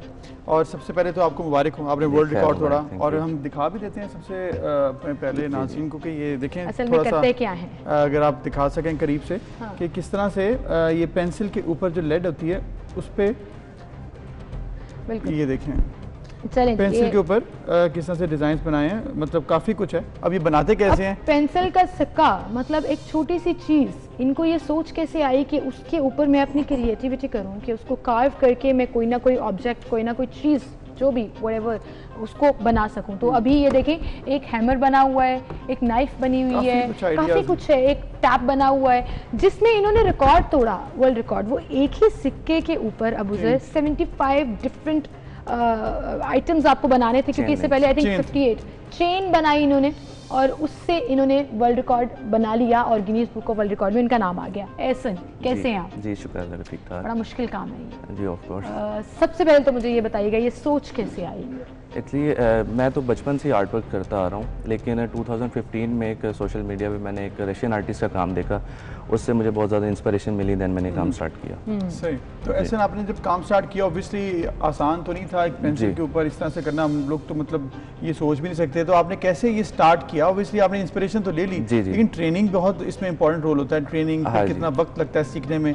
करीबन 4-5 साल तो आपको हो गए। बिल्कुल बिल्कुल ऐसी है। उस टाइम जब मैंने स्टार्ट किया तो मेरे पास बिल्कुल रेगुलर पेंसिल थी, उस टाइम ना कोई टूल्स वगैरह थे, तो उसी के ऊपर मैंने काम स्टार्ट किया। जब मैंने स्टार्ट किया तो इतनी फिनिशिंग वगैरह नहीं थी मेरे काम में, लेकिन विद प्रैक्टिस उसमें निखार आता गया और अब आपके सामने। मतलब आप फोकस्ड रहे? हाँ जी, फोकस्ड। मतलब मैं अब उधर अपना सोचूं, बचपन में मेरे से पेंसिल सही तरह से शार्प नहीं होती थी, मतलब सिक्का स्टेबल नहीं रहता था। और आप ये देखें कि मैं अभी भी मुसलसल देख देख के हैरान हो रही हूँ कि कैसे, अब क्या ऑब्जेक्ट बनाना है, कैसे करना है, ये आइडिया कैसे आता है? हाँ जी सर, सोशल मीडिया का ज़माना है, मतलब इंस्टाग्राम, पिंटरेस्ट वगैरह से आइडियाज़ वगैरह मिलते रहते हैं, तो उनसे इंस्पायर होकर फिर मैं हम स्क्रीन पे चला भी रहे हैं इनके जो प्रोडक्शन उन्होंने बनाए हैं, तो बड़े इंटरेस्टिंग, ज़बरदस्त ग्रुप। तो ऐसे आप ये बताएं कि ऑब्वियसली इसमें अगर आप फॉर इंस्टेंस हम पूछना चाहें आपसे कि कैसे आप करते हैं स्टार्ट में, पेंसिल किस तरह से शुरू किया, किस तरह से मतलब उसको फिर फिनिशिंग का तरीका कार क्या होता है? मतलब क्या यूट्यूब से देखते हैं या अदरवाइज कोई टीचर है आपका, या फिर खुद ही प्रैक्टिस करते रहे और यहाँ तक पहुँच गए? ये खुद ही सेल्फ टार्ट आर्टिस्ट हूँ मैं। मतलब पहले मतलब ये होता है कि ब्लेड के थ्रू उसकी जो वुड है वो कार्व करता हूँ, फिर जब अंदर से लेड आता है उसको कार्व करना स्टार्ट करता हूँ। इसलिए मिनिमम 5 to 6 आवर्स रिक्वायर्ड होते हैं कोई भी मैं आइटम बनाता हूँ तो, और मैक्सिमम फिर वो चले जाते हैं, हफ्ते भी लग जाते हैं, अक्सर महीने भी लग जाते हैं। जो मैंने वर्ल्ड रिकॉर्ड बनाया उसमें महीना लगा था मुझे कंप्लीट करने। अच्छा, वर्ल्ड रिकॉर्ड जो आपने बनाया जी, उसके लिए प्रॉपर प्लानिंग करनी पड़ती है। हाँ मैं बहुत से Guinness book of world record holder से मिली हुई हूँ और वो ये कहते हैं कि आपको बहुत ज़्यादा एक प्लानिंग, टेक्निकल तरीके से चीज़ों को देखना होता है। किसने आइडिया दिया कि अप्लाई करो? किसने आइडिया दिया कि ये रिकॉर्ड एग्जिस्ट कर रहा है, इसको कवर करना है? एग्जैक्टली इस पे वर्ल्ड रिकॉर्ड की एक वो होती है, वेबसाइट होती है जिसके ऊपर आप अपना अकाउंट बनाते हैं, तो उसके 6 मंथ्स का टाइम रिक्वायर्ड होता है। पहले आप एप्लीकेशन सबमिट करवाते हैं, 2 टाइप की एप्लीकेशन होती हैं, एक तो रिकॉर्ड सेट करने की, एक रिकॉर्ड ब्रेक करने की। तो ये ब्रेक करने में मेरी उसमें थी, तो मैंने एप्लीकेशन सेंड की, 3 महीने बाद उसकी अप्रूवल आई कि वो रिकॉर्ड एक्सेप्ट हो गया। देन मैंने फिर वो एविडेंसेस मांगते हैं, मतलब वीडियोस टाइप और जो भी आपने प्रोसेस वर्क में वीडियोस बनाई हैं, तस्वीरें बनाई हैं, वो आप सेंड करते हैं। फिर उनकी ज्यूरी मेंबर्स हैं वो डिसाइड करते हैं कि ये कैपेबल है कि नहीं। तो 15 अक्टूबर 2019 में मेरा रिकॉर्ड हुआ था। तो कैसा लगा था आपको जब उन्होंने बताया? ऑफ कोर्स बहुत ज़्यादा खुशी हुई थी। आया था यहाँ पे रिकॉर्ड देखने या चेक करने या नहीं, वो ऑनलाइन आपके पास आपके जो एविडेंसेस हैं वो इतने स्ट्रॉन्ग होने चाहिए कि आप उनको बावर करवा देंगे। ये आप ही का काम है, कोई प्लेजरिज्म नहीं है और खुद ही डायरेक्ट किया है। वेरी नाइस जी। अच्छा, मुझे अब ये बताइए कि ये तो आपकी क्रिएटिविटी हो गई जिस पे हम आपको अप्रिशिएट भी कर रहे हैं। अब फर्दर क्या, आप क्या इसको आगे लेकर कैसे चलेंगे, या लोग आपसे बनवाना चाहें? Because it's a piece of art और हमारे यहाँ आर्ट लवर्स की कमी तो नहीं है, तो कैसे आप? पहले तो सिर्फ मैं अपना आर्ट वर्क करता था और इसको प्रिजर्व किया हुआ मैंने फ्रेम्स में, लेकिन बहुत लोगों ने मुझे कहा कि इसको सेल आउट भी किया करो, मतलब क्योंकि अपना टैलेंट है तो उसको आपको करना चाहिए प्रमोट। तो पहले तो मैं नहीं करता था, मतलब क्योंकि मुझे मोहब्बत है इतना जितना मैंने इसके ऊपर मेहनत की हुई है। देन मैंने फिर जब पब्लिकली अनाउंस किया तो बहुत अच्छा मैसिव रिस्पांस आया, लोग ऑनलाइन ऑर्डर्स करते हैं और मैं उन पे काम करता हूँ। तो ऑनलाइन कैसे, कहाँ पर? मेरा इंस्टाग्राम पे पेज है SN_Qayyum93, SN_Qayyum93, तो उसके थ्रू मतलब लोग मुझे कॉन्टेक्ट करते हैं, फिर ऑर्डर्स वगैरह प्लेस हो जाते हैं। कभी ऐसा होता है कि कोई डिमांड्स आती है कि हमें फलां चीज़ चाहिए, क्या एग्जैक्टली कस्टमाइज वर्क भी मैं करता हूँ, डिफरेंट कंपनीज ने मुझे कांटेक्ट किया, उनके लोगोस वगैरह बना लेते हैं ताकि वो गिफ्ट आइटम्स के तौर पर जी एग्जैक्टली यूज़ कर सकें। और जो लोकली एक्सक्लूसिवली कोई आपसे कांटेक्ट करें, अभी तक का कोई इंटरेस्टिंग ऑर्डर बताइएगा जो आपको मिला हो। अभी तक तो ऐसी मतलब डिफरेंट कंपनीज ने, पेंट कंपनी से कांटेक्ट किया, मतलब बैग्स कंपनीज के लोगोस वगैरह भी बनाते हैं। अच्छा, ऐसा ऑब्वियसली ये जब बना रहे होते हैं ये भी एक टाइम टेकिंग काम होता है। कई दफ़ा ऐसे होता है कि जब आपने एक चीज़ बनाई, कोई भी आपने कोई प्रोडक्ट है वो आप बना रहे हैं, उसका नाम लिख रहे हैं, कोई चीज़ लिख रहे हैं, बनाते बनाते एंड पर जब वो फिनिशिंग टाइम पे आई तो वो टूट गई। एग्जैक्टली ऐसा हुआ है, अक्सर हुआ है कि एक बार मैंने A to Z मतलब सारे लेटर्स कार्व किए थे और मैं उसकी फोटोग्राफ ले रहा था तो वो फोटोग्राफ लेते वक्त टूट गई। तो दिल तो टूट गया, बहुत ज़्यादा दिल टूटता है। एक्चुअली वो चीज़ नहीं टूटती, दिल टूटता है। मेहनत होती है ना, कुछ मेहनत कर रहे होते हैं आप, बड़ी मेहनत से। बहुत सिंपल मिसाल दूंगी कि आप ड्राइंग में कलर कर रहे होते हैं किसी शेप के अंदर, वो एकदम बाहर चला जाए, आप पेंट बाहर चला जाए तो आपका दिल करता है बस मैं फोड़ दूं, अब इसको मैंने नहीं करना। तो डिसहार्ट हुए कभी, लेट गो, नहीं करना, नहीं फिर मैं ऐसा होता है कि मैं ब्रेक ले लेता हूँ, ब्रेक ले लेता हूँ जब थोड़ी फ्रस्ट्रेशन आ जाती है कि यार अब नहीं करना, तो फिर मैं ब्रेक ले लेता हूँ। ब्रेक के बाद फिर माइंड जब रिलैक्स हो जाता है फिर मैंने अगेन स्टार्ट कर लेता हूँ। ठीक है। तो आगे क्या प्लान्स हैं अब इसको लेकर, क्योंकि अब आप तो रिकॉर्ड तो बना चुके हैं, लेकिन ऑब्वियसली अब आप इसको ऑर्डर्स भी ले रहे हैं, इसको एज ए प्रोफेशन भी आप रख रहे हैं, लेकिन क्या फर्दर कोई टारगेट्स हैं कि इसमें और भी कोई होती है ऑप्शंस, इसमें कोई वैरायटी होती है या बस पेंसिल के ऊपर कुछ क्या क्या कर सकते हैं? मतलब अभी पेंसिल, अभी मीडियम तो मैंने पेंसिल ही रखा हुआ है, मतलब मिनिएचर आर्ट है ये, तो पेंसिल के थ्रू मैं काम करता हूँ। अभी ऑर्डर्स आ रहे हैं और मेरा फर्दर मेरा प्लान है कि यूट्यूब पे मैं ट्यूटोरियल्स वगैरह दूँ जो भी प्रोसेस वर्क है। मैं अभी इसी तरफ आने वाली थी कि क्या आप टीच करेंगे? आपको तो किसी ने नहीं किया कि सच इतना इस तरह का कोई प्लेटफॉर्म नहीं है, लेकिन क्या आप पास ऑन करेंगे अपना ये? हाँ जी, मैं बिल्कुल प्लान्स हैं मेरे कि मैं यूट्यूब पे अपना चैनल बनाऊं और जो भी प्रोसेस वर्क होता है मैं उसके ऊपर अपलोड करूं। जबरदस्त। अच्छा, ये स्पेशल किस्म की पेंसिल है या आम पेंसिल? जो मैंने वर्ल्ड रिकॉर्ड बनाया वो तो सिंपल जो गोल्डफिश की पेंसिल होती है उसके ऊपर मैंने बनाया जी। मेरे ज़माने में तो आई थिंक ब्राउन कलर की वो एक, हाँ जी ब्राउन कलर की वो गोल्डफिश डिफरेंट लग रही है इसका। ये जो है ये कारपेंटर पेंसिल है, इसका लेड थोड़ा सा वाइड होता है, हार्ड होता है। लेड की भी डिफरेंट क्वालिटीज होती हैं, अब हर आर्ट वर्क करने के लिए डिफरेंट लेड्स मुझे रिक्वायर्ड होते हैं क्योंकि जितनी ज़्यादा लेड अच्छा होगा। रिसर्च, हाँ जी बिल्कुल, बहुत रिसर्च किया मैंने इसके ऊपर। तो मैं ऑस्ट्रेलिया, जर्मनी से है स्टेडलर्स कंपनी, उससे मैं मंगवाता हूँ ये पेंसिल्स। अच्छा, वेरी नाइस जी। And if you want to order yours, आप चाहते हैं कि कुछ एक्सक्लूसिव आपके लिए चीज़, लोगों को आज वैसे आजकल बड़ा एक्सक्लूसिव गिफ्ट्स और एक्सक्लूसिव चीज़ों का काफ़ी चीज़ें है, नाम लिखवा सकते हैं, कुछ सिंबल करा सकते हैं, कुछ भी, तो वो आप कांटेक्ट कर सकते हैं एहसन कयूम को और उनकी जो हैं उससे आप फ़ायदा भी उठा सकते हैं। Thank you so much Ehsan for coming, good luck, बहुत अच्छा काम कर रहे हैं आप, कंटिन्यू रखना है, डिसहार्ट नहीं होना, छोड़ना नहीं है, और इसी तरह पाकिस्तान का नाम भी रोशन करें। वर्ल्ड रिकॉर्ड एक बनाया, कई और भी बनाएंगे इंशाल्लाह। एक ब्रेक लेते हैं, फिर मिलेंगे।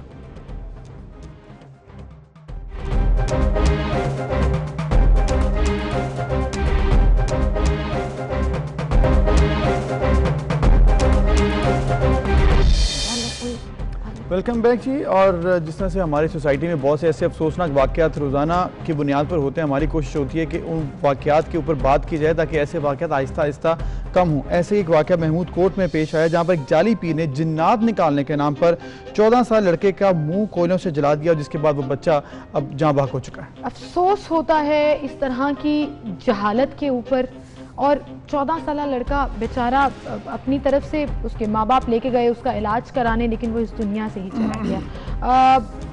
दम कराने लेकर गए थे अब्दुल गफ्फार नामी इस जाली पीर के पास, लेकिन पीर ने मुँह कोयलों से भर दिया, ऑयल गिरा दिया, उसके बाद घर भेज दिया।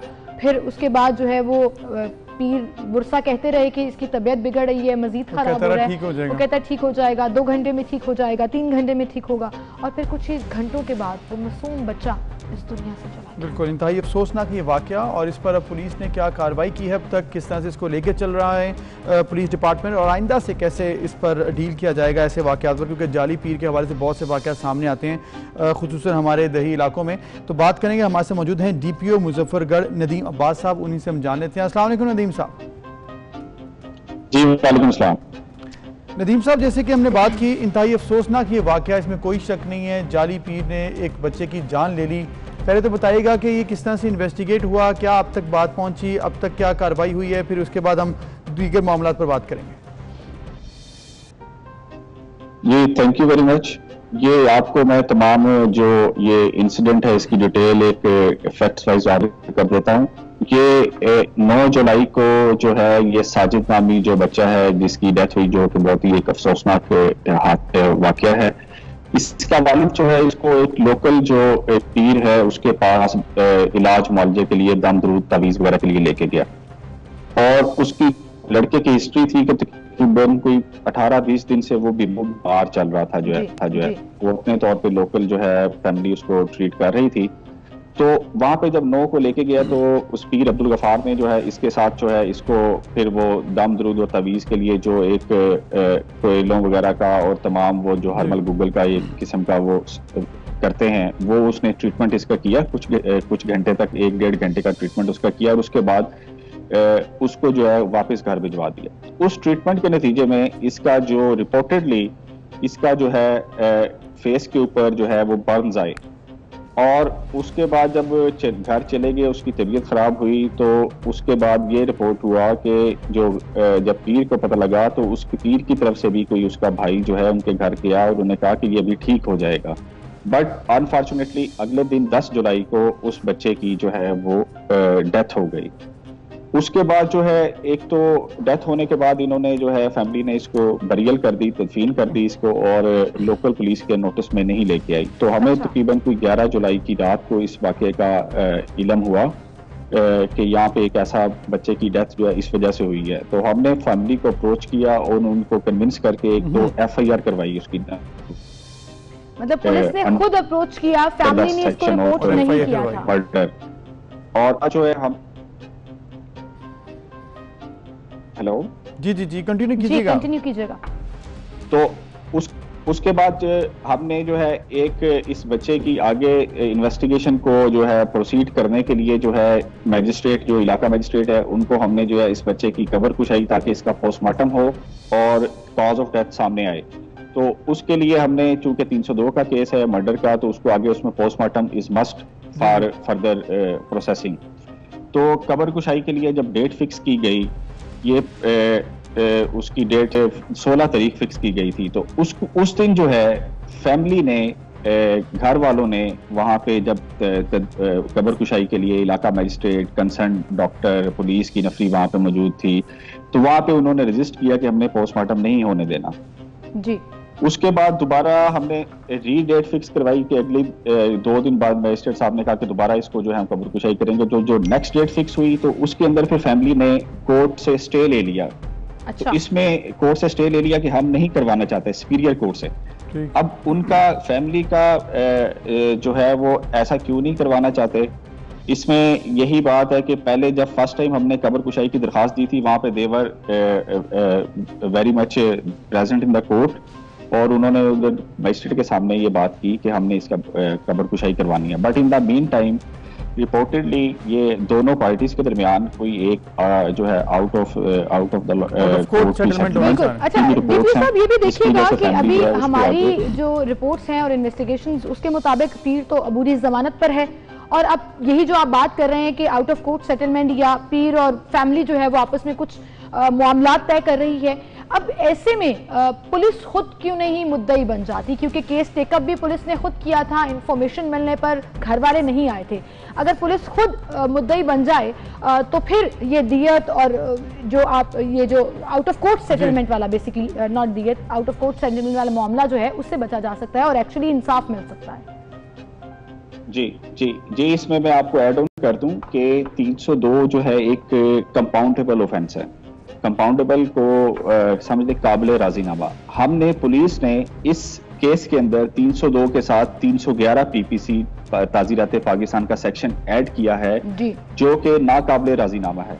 ठीक है। तो अच्छा। अगर इनकी आपस में किसी किस्म की सेटलमेंट भी होगी तो हम इसको जो है 311 के तहत इसको कंटेस्ट करेंगे जो है। ठीक है, सही, जिसको हमने ऑलरेडी इस केस का हिस्सा बनाया। Very good, very nice. अच्छा नदीम साहब, आपने कहा कि 311 के तहत आप इसको परसू करेंगे। ये बताइएगा कि अक्सर होता ऐसे है कि जब आप इस चीज़ को लेकर चलते हैं कोर्ट में, ऑब्वियसली अभी आपने पोस्टमार्टम भी करवाना है, वो भी एक बड़ा लंबा लेंथी प्रोसेस है। उसके बाद जब आप केस के ऊपर करेंगे बात, अभी पीर जो है वो बुरी जमानत में है, 1 महीने की बताया जा रहा है। जब पीर पेश होते हैं इन्वेस्टिगेशन में, इस दौरान ऑब्वियसली वो प्रेशराइज भी कर रहे होंगे कि सुलह कर ली जाए, मामला ठीक हो जाए, फिर दियत की बात भी की जाती है ऐसे मामला पे कि दियत दे दी जाए।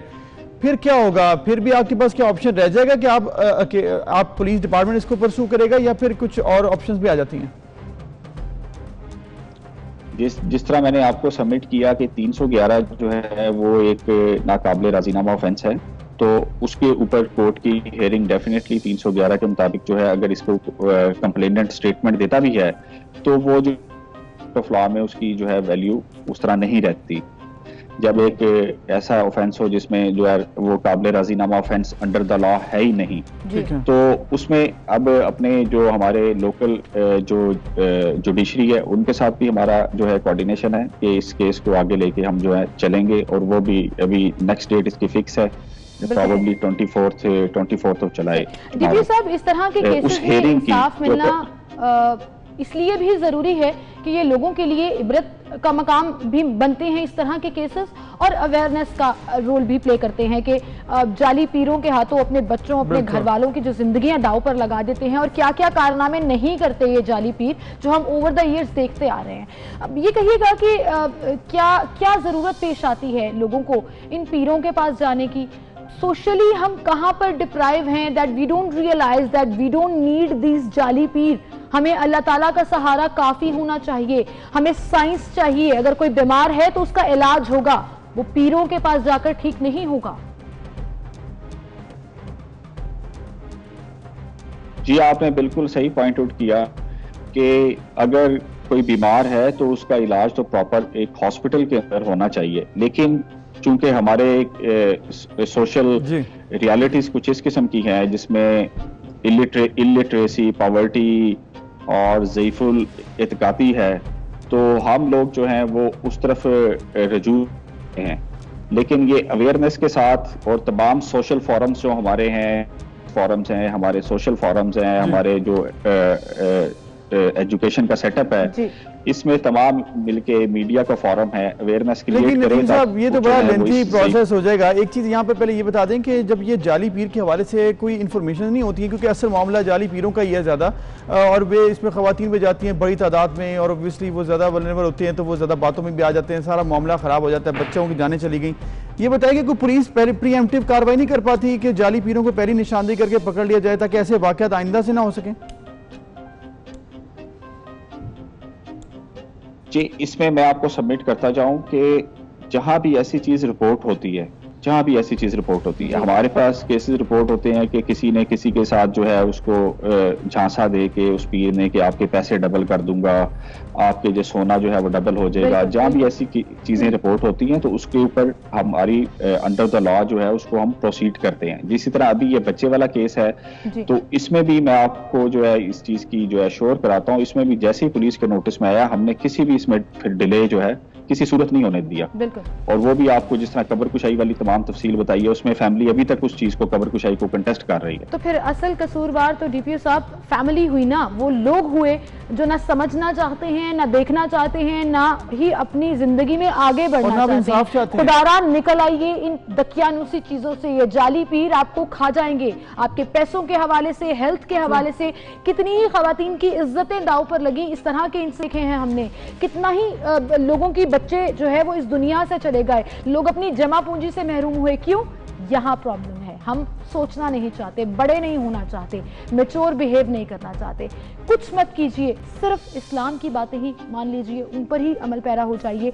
डीपीओ साहब, आपने कहा अभी, जैसे अबू ज़र आपसे सवाल पूछ रहे थे कि प्रीएम्प्टिव एक्शंस क्यों नहीं लिए जाते। ये कहिएगा कि अगर कोई मुखबरी कर दे कि यहाँ एक ऐसा अड्डा है जहाँ पर एक जाली पीर अपना अड्डा बनाकर बैठा है और अपनी तरफ से लोगों का इलाज भी करता है, फतवे भी देता है और पता नहीं क्या क्या चीजों में गाइड करता है, तो उसको जाके पकड़ लें। ये मुमकिन है क्या? कानून में ऐसी सजा क्या मिलती है? और सजा क्या मिलती है? जी, आप बिल्कुल पॉइंट आउट आपने ठीक किया है। इसमें जब भी ऐसी इंफॉर्मेशन है, जब भी ऐसी लोकल लेवल पे नोटिस में चीज आती है तो इनके खिलाफ प्रोसीड की जाती है। बट इसमें एक फर्दर चीज ऐड करूं कि इसमें जो हमारा सिग्नल्स ड्रॉप हो गए। प्रिवेंटिव कार्रवाई तो होती है ऑब्वियसली, और ये चाहिए कि अवेयरनेस और डिफरेंट प्लेटफॉर्म्स बहुत जरूरी है, एजुकेशन पॉइंट ऑफ व्यू से उठाना बहुत जरूरी है। Well, thank you Nadeem Abbas साहब हमारे साथ मौजूद हैं और उम्मीद करते हैं कि जो फैमिली उसको इंसाफ मिलेगा, वो फैमिली चाहेगी भी कि हमें इंसाफ मिले। और पुलिस का रोल इसमें अप्रिशिएबल है, और आजकल हम देख रहे हैं कि पुलिस रिफॉर्म्स अबूजर बड़ी जबरदस्त होती जा रही है, और हमारी पुलिस बड़ा ज़बरदस्त काम कर रही है, वो चाहे रिमोट एरियाज़ में हो, वो चाहे किसी भी इलाके में हो, रूरल एरियाज़ में हो, बड़ी सिटीज़ में हो। मुझे अच्छा लग रहा है, मुझे हमेशा से अपनी फोर्सेस से और ये हम चाहते हैं कि ऐसे आइंदा भी हो। बिल्कुल, ये हमारे लिए हौसला है, हमारी सोसाइटी के लिए हौसला है। एनीवेज, एक और मामला जिस पर हमने बात करनी है वो ये है कि आपको पता है कि कोरोना की वजह से बहुत से बिजनेसेस अफेक्ट हुए, तो उसकी वजह से जो मामला हुए हैं तो इसलिए लोग बड़े परेशान भी हैं, लेकिन खैर अब क्या हो सकता है, उम्मीद करते हैं जल्द मामला ठीक हो जाए और हालात बेहतर हो जाएं, ये हमारी दुआ है। लेकिन फिलहाल टाइम हमारा खत्म हो गया, इंशाल्लाह कल सेम टाइम पर आपसे फिर मुलाकात होगी। अपना ख्याल रखिएगा, कोरोना से खुद को बचा के रखिएगा, और हम इसी तरह से आपको खबरों से अपडेटेड रखेंगे। इजाज़त दीजिए, अल्लाह हाफ़िज़।